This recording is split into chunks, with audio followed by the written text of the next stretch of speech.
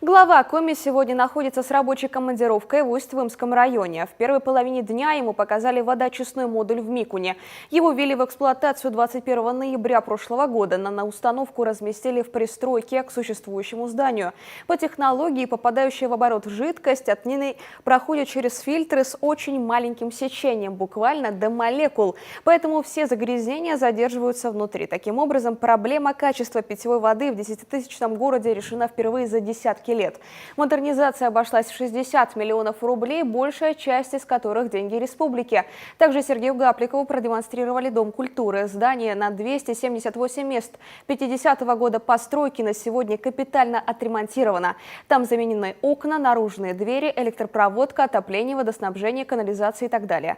А еще в этом году Микунский ДК – участник федерального партпроекта «Культура малой Родины». Это еще больше повысит качество работы учреждения. Также в планах проект «Виртуальный концертный зал». Он создает единое культурное музыкальное пространство и расширит слушательскую аудиторию. Открытие Дома культуры после полного его оснащения планируется на День республики. Еще один объект по линии культуры в рамках визита кинотеатр «Современник». Его переоснастили на деньги фонда кино. И там же, в Жешерте, главе представили реализованный проект «Вежливая регистратура» на базе местной поликлиники с колл-центром, информационным терминалом для управления очередью и разделения рабочих мест по выписке рецептов и листов нетрудоспособности. Завтра мы сообщим другие подробности этой поездки.